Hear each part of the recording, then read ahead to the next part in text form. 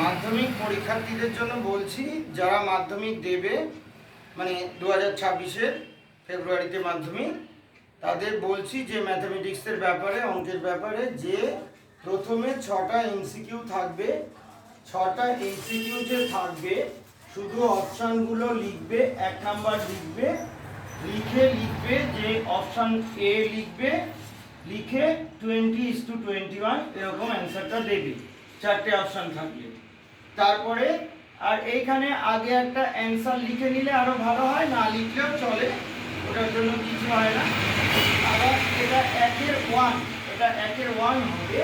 এরপরে 1-এর 2, 1-এর 2 এর অপশান লিখবে হচ্ছে সি বিসি ইকুয়াল টু 1 এরকম। এবার কথাটা হচ্ছে এখানে কোনো রাফ ওয়ার্ক করার কোনো প্রয়োজনীয়তা নেই।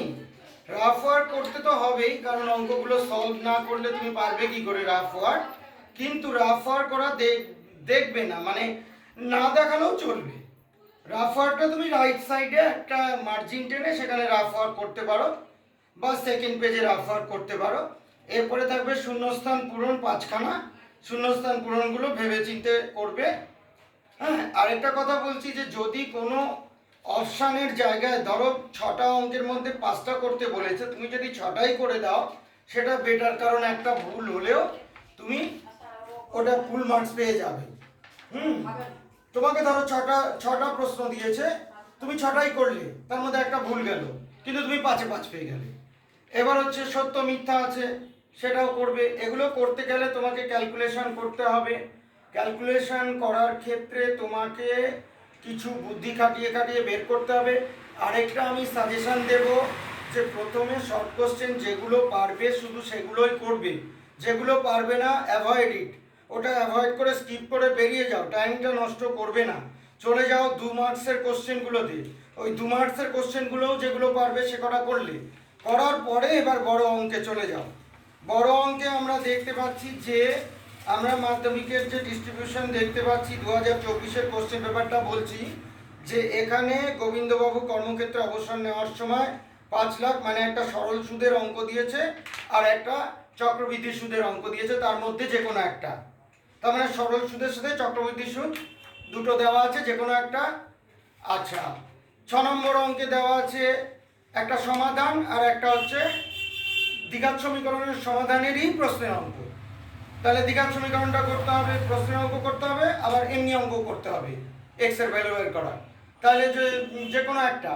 আবার এরপরে আসছে ভেরিয়েশনের থেকে দিয়েছে, ভেরিয়েশনের দিয়েছে, সার্টসের দিয়েছে, করণীর যে কোনো দুটো, তার মধ্যে একটা।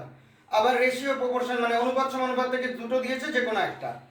আর এই উপপাদ্য রয়েছে, উপপাদ্যের মধ্যে রয়েছে যে কোনো একটা, দুটো উপপাদ্য দিচ্ছে। এক্সট্রা মানে রাইটার যেটাকে বলি, উপপাদ্যের উপর ভিত্তি করে যে প্রশ্ন হয় সেইটা দুটোর মধ্যে একটা। তারপরে থাকছে তোমার হচ্ছে কনস্ট্রাকশন থাকছে, কনস্ট্রাকশনও দুটোর মধ্যে যে কোনো একটা।